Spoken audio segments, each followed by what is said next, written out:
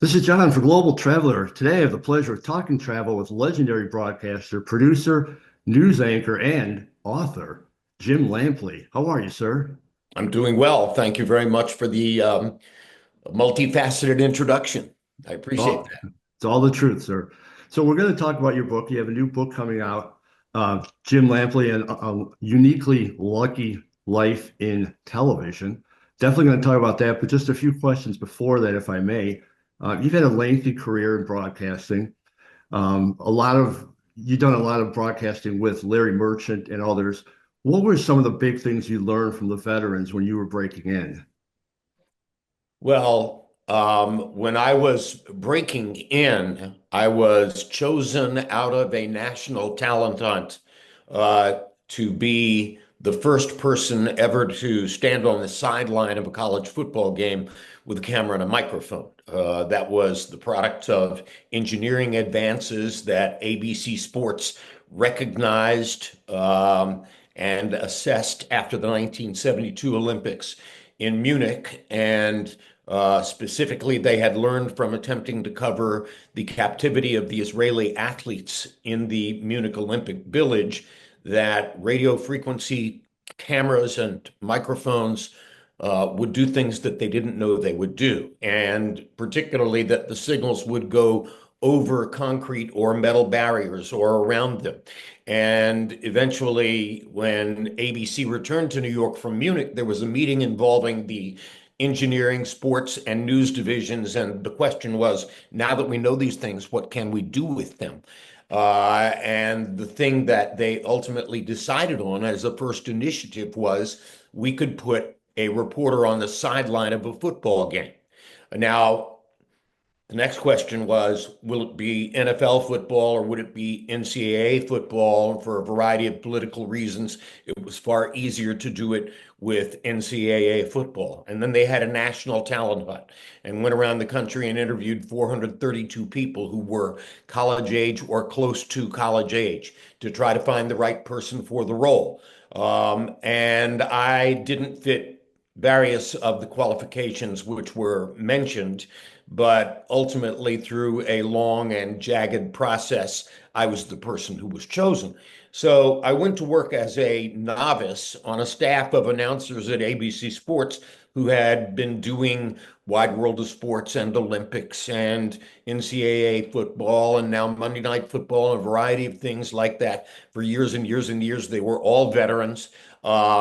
They all loved to see me coming because my presence on the announce staff now meant that all of these decorated veteran broadcasters with big public images wouldn't have to go back to the wrist wrestling or the log rolling or the barrel jumping or the various other exotic events that helped to make up Wide World of Sports. Now there was a new guinea pig who would have to do all of that stuff over and over, which I did for the first few years. And I traveled to very obscure places and covered events that had very, very obscure followings. But I learned a lot. And as far as learning from the other announcers, the most graphic advice that was given to me was during the first college football season when Keith Jackson invited me to his room, shockingly, and said, I'm going to tell you everything you need to know to be a network television sportscaster. And I said, okay, that's fine. I went to his room. We drank a little vodka. He came and stood in front of me and he said, all right, this is what you want to do to have a long and productive career. Stay off the 28th floor. Stay away from those supercilious executives in their Paul Stewart suits and their Gucci shoes. Get yourself a home on the sunset side of the mountains. And when everybody else in the crew goes back east from whatever you've done on the weekend, get on a plane and go west so that you're as far away from them as you can possibly be. And if you'll do all of those things, you will have a long and fruitful career in network television. So I got an office at 1336th Avenue. I bought Paul Stewart suits and Gucci shoes. I hung out and went to lunch with all of the network executives that Keith told me to scrupulously avoid. And I wound up managing to have a career anyway. Well, a very successful career. So, what do you tell the industry has changed a lot since you started. What do you give advice to others coming up in the business? I tell them it's a business about language. I tell them that they may not think it is of extreme importance that they speak and write in perfect grammar and with perfect punctuation and proper verb case, et cetera, that they may not think that that's the most important thing, but it is in fact the most important thing. That at the end of the day, their acceptance by the audience and their level of esteem from the audience will depend on how well they master the basics of communicating in the English language. And I still tell uh, all young people who ask me to this day that those are the most important things.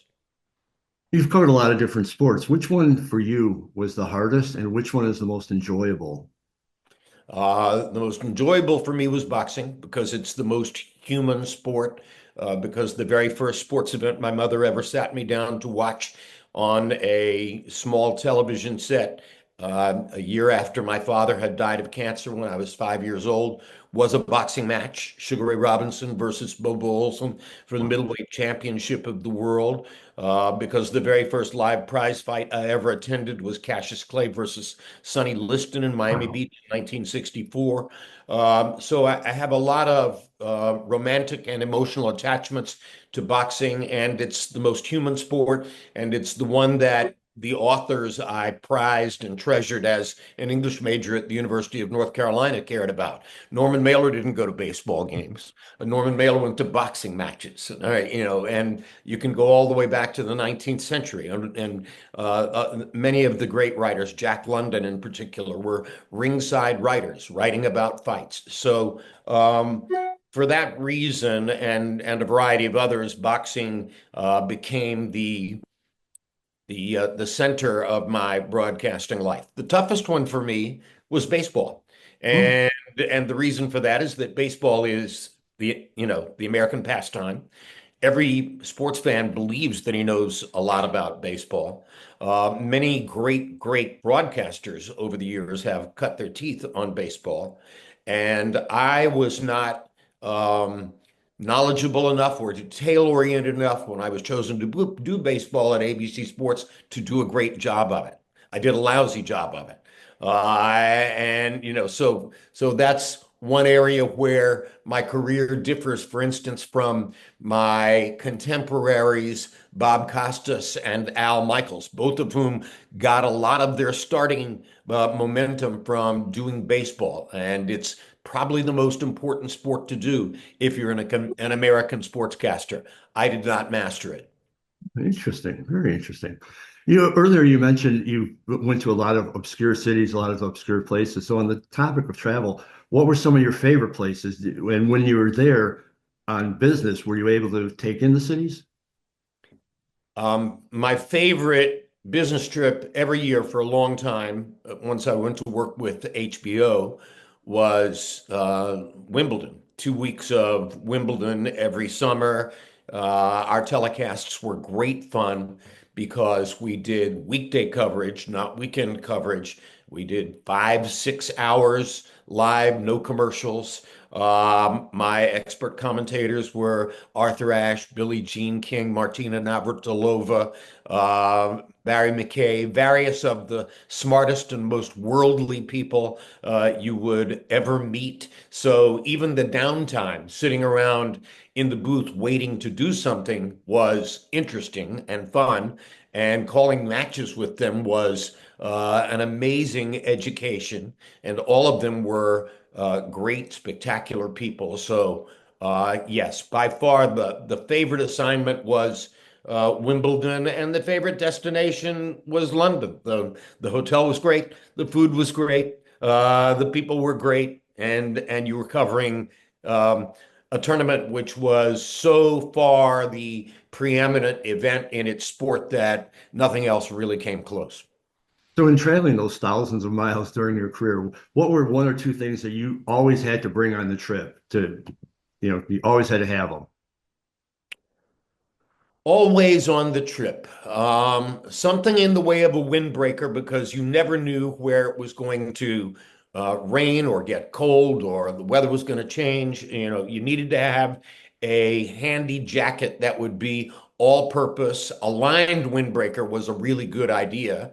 So that was always part of the travel and an extra pair of shoes. In case you stepped in something that marred your shoes or your socks or whatever, and you wanted to be sure that you had an alternative, it was always important and meaningful to have a second pair of shoes. Sneakers were a good idea. One last travel question, then we'll get to your book. On an airplane, were you a window seat or an aisle seat? I'm an aisle seat. And I'm an aisle seat because I think I have a small bladder. I urinate more than most guys.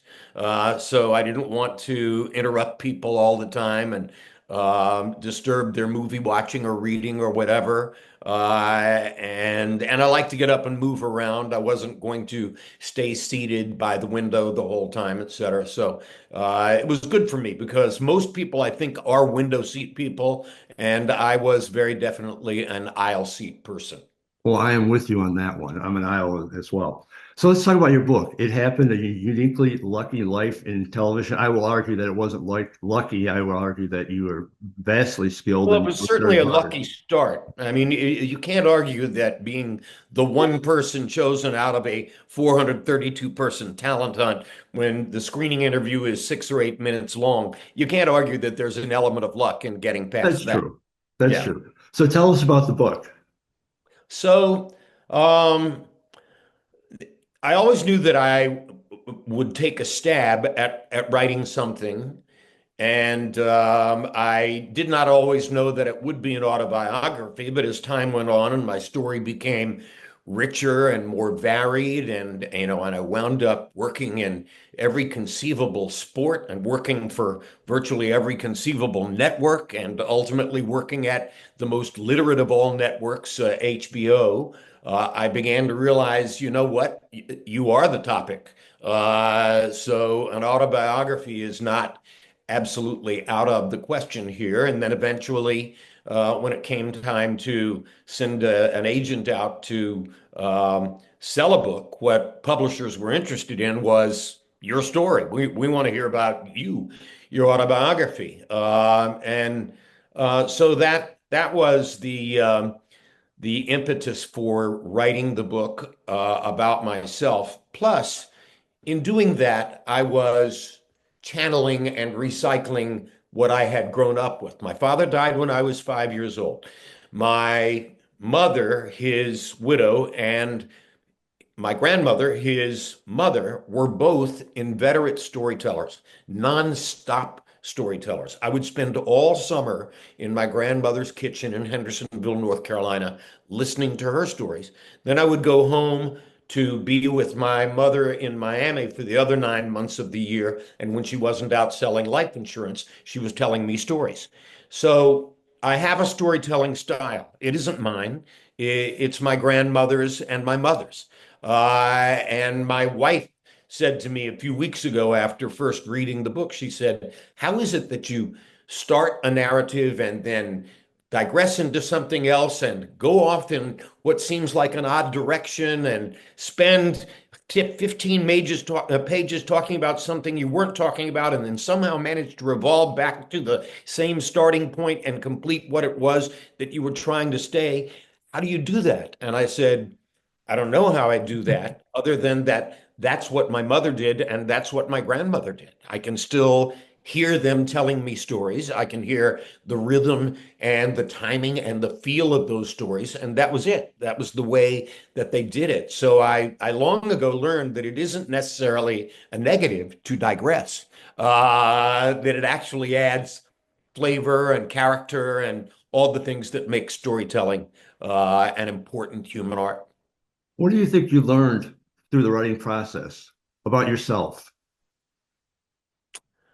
I think if I learned anything at all about myself, it is that I am more of a perfectionist than I thought I was. and that very frequently I would go to bed at night and think about what I had written that day and then begin sorting it out and tossing it back and forth in my mind and eventually saying to myself, I've got to get up tomorrow morning. I've got to rewrite that and rewrite that and rewrite that because I'm not 100% certain that I have told that story exactly the right way. And I have often thought to myself, perfectionism is a blind path. Because at the end of the day, the first thing you did is probably the right thing to do, and you should back it up and stick with it as often as possible. I violated that in writing my book. I kept polishing, I kept trying to make it better. I kept looking for ways in which I could improve on what I had done. I'm more of a perfectionist than I thought I was. So when the book is finished, is obviously a long process to do it. Looking back now, are you able to just go like, wow, I've had an amazing career? Well, yeah, I mean, I've always known that. I mean, the reason that the word lucky is in the title is because I've always known that I had an astonishingly lucky career. I mean, I would not just lucky in the way that it began and that I was picked out of a talent hunt, et cetera, but lucky in terms of all of the bumps and bruises and unusual changes that took place afterward and how I managed to bounce back from them over and over. I feel as though um, life gave me a little bit better hand of cards than maybe I deserved or expected. And again, my father died when I was 5 years old. Both my grandmother and my mother died within my lifetime after all of their storytelling to me. So a lot of what I did is a flat out tribute to all of them and a recognition that they gave me this existence which left me with stories to tell. So I loved the process of writing the book. I don't know that I would write another one. I don't know that I have another story in me. How many books did the Brontes write? One apiece? So some storytellers are like that. I would love to try to do it again, but I don't know yet what that topic might be. Although within the past few days, something happened which gave me another thought, and that is the death of my very dear friend George Foreman, and the level of connectivity to the book. It happened as a result of what happened the other day is almost almost unbelievable. It's uncanny. The title of the book, It Happened, comes from my call of Foreman's win over Michael Moore. The first thing you read in the book is the prologue. And the prologue is about the 19-year-old me watching the 19-year-old George Foreman win his gold medal in Mexico City. Since his death the other day, I have figured out and gotten confirmation from one of his sons that the blurb he wrote for my cover was probably his last public act. So this book is so connected to him and my relationship with him that it almost defies belief, and it resonates. Obviously, it makes it that much more meaningful for me because it was a friendship that I cherished. He was a human being whom I cherished, um, and I'm not gonna wake up without thinking about him for quite a while, I'm sure. I was going to end with that question because I know that the connection between the two, and you so eloquently just expressed it all. So let me end with this. Where can people find more information about your book? When is it coming out? How can people order it? The book publishes under the banner of Ben Bella Books on April 15. Advance orders are being taken now by Amazon and Barnes and Noble. I'm sure it will be in stores near you. I thought I had a copy of the cover here. But at any rate, if you see a picture of Jim Lampley on the cover of a book, that's it. It happened, my uniquely lucky life in sports broadcasting. Jim, it's really been a pleasure, and I will be one of the first people. I got Barnes and Noble about 3 blocks away. I will be in line. I will be buying that book. I thank you for the interview, but more importantly, I thank you for so many years of entertainment as I watch sports. You're truly one of the greatest and most famous broadcasters, and I really appreciate your time. Thank you, John. I appreciate it. It's very kind of you. You have a great day and good luck with the book. Thank you. Thank you, sir. You're welcome.